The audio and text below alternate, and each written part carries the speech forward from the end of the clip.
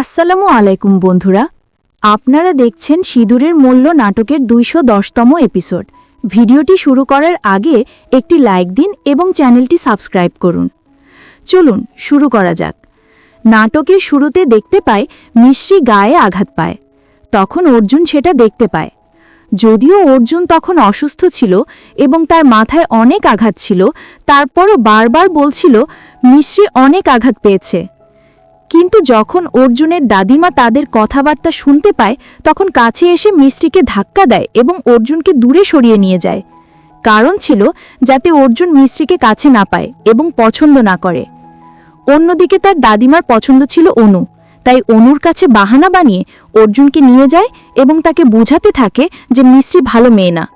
অনুকে সামনে রেখে দাদিমা বারবার বলতে থাকে অনু তোমার আসল বন্ধু। কিন্তু সত্যিকারের অর্থে অর্জুন মিশ্রিকে অনেক ভালোবাসে, আর সেই ভালোবাসায় পরিণত হচ্ছে এক ভয়ঙ্কর প্রতারণায়। অনুর খুশি দেখে মিশ্রির বড় দাদি বলেছিল অর্জুন বারবার অসুস্থ হবে, কিন্তু তার সাহায্যের জন্য মিশ্রি আসবে। বড় দাদি মিশ্রিকে জিজ্ঞেস করে তুমি অর্জুনকে কিভাবে পাবে, কারণ অর্জুনের দাদি সবসময় তাকে মিশ্রি সম্পর্কে খারাপ কথা শোনায়। তখন মিশ্রি জবাব দেয় অর্জুনকে যদি আমার কাছ থেকে ভুলিয়ে রাখতে পারে ভালো, কিন্তু আমার কোনো টেনশন নেই, আমার মা আছে, বড় দাদি মা আছে। কিন্তু তখন সবাই মিশ্রিকে প্রশ্ন করে তুমি কি আমাদের আসল অনু? মিশ্রি বলে দাদিমা আমাকে কিছুদিন সময় দিন, অর্জুন ঠিক হোক, তারপর আমি সব বলবো। এই কথা শুনে মিশ্রির বড় দাদি এবং মা কান্নায় ভেঙে পড়ে, যেন না পাওয়ার সেই পুরনো গল্প আবার ফিরে এসেছে। তারা সবাই একজোট হয় আসল অনুকে প্রমাণ করার জন্য। অন্যদিকে অর্জুনের দাদি মাস্টারমাইন্ডের মতো চেষ্টা করে যাতে অর্জুনকে মিশ্রি কাছ থেকে দূরে রাখা যায়। এর কিছুক্ষণ পর দেখতে পাই ভালোবাসার শেষ পরিণতির এক ইতিহাস যা মিশ্রিকে হতবাক করে দেয়। রাতে মিশ্রি অর্জুনকে দেখতে যায়, কিন্তু হুশ ফিরে আসার পর অর্জুন মিশ্রিকে অনেক অপমান করে এবং বলে তুমি ভালো নও, কারণ তার দাদি তাকে একথাই বারবার শিখিয়েছে। এরপর সে মিশ্রিকে রুম থেকে বের করে দেয়। কিছুক্ষণ পর মিশ্রি পূজা মণ্ডপে গিয়ে প্রার্থনা করে তার অর্জুন যেন তার কাছে ফিরে আসে। সে কান্নায় ভেঙে পড়ে। তখনই অর্জুনের দাদিমা এসে মিশ্রিকে পানি দিয়ে অপমান করে এবং বলে শুধু কান্না করলে হবে না, আসল অনুকে তা চিনতে হবে। মিশ্রি বলে আমি আসল অনু, তাই তো কান্না করি। দাদিমা রেগে বলে তোমার এত সাহস, এখনো কথা বলছো? তখন মিশ্রি শান্তভাবে জবাব দেয় সত্য বলার জন্য সাহস না, সততা থাকতে হয়।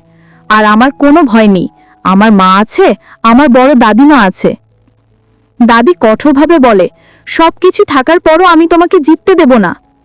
ভালোবাসা সেই নগণ্য প্রতিচ্ছবি যখন মিশ্রির সামনে আসে, তখন প্রেম খারাপ মানুষের কাছে কত তুচ্ছ হয়ে যায় তা স্পষ্ট হয়ে ওঠে। মিশ্রি যখন দেবতার কাছে প্রার্থনা করছিল, তখন অনু এসে তার হাত কেটে ছুরিটা মিশ্রি হাতে গুজে দেয়, যেন মনে হয় মিশ্রি অর্জুনকে ছুরি মেরেছে। এটাই ছিল অনুর পরিকল্পনা। মিথ্যা ভালোবাসা সবসময় বাহানা আর মিথ্যা নাটক দিয়ে শুরু হয়, আর তার প্রমাণ হলো এই ঘটনা। এই পরিকল্পনার একমাত্র লক্ষ্য ছিল অর্জুনের মনে মিশ্রির প্রতি ঘৃণা তৈরি করা, এবং অনু তাতে সফল হয়। যাওয়ার সময় অর্জুন মিশ্রিকে বলে যায় আমি আর কখনো তোমার সঙ্গে কথা বলবো না। এই ঘটনায় গভীর আঘাত পায় মিশ্রি। পরে সে স্মৃতি মনে করে চুপি চুপি একা বসে অনেক কান্না করে। তারপর সবাই এসে তাকে সান্ত্বনা দেয়। এভাবেই শেষ হয় নাটকের আজকের পর্ব। বন্ধুরা, যদি আজকের এই ভিডিওটি ভালো লেগে থাকে তাহলে অবশ্যই চ্যানেলটি সাবস্ক্রাইব করুন, ভিডিওটিতে লাইক দিন ও শেয়ার করুন। আবার দেখা হবে নতুন কোনো এপিসোডের রিভিউ নিয়ে। ততক্ষণ সবাই ভালো থাকবেন। আল্লাহ হাফেজ।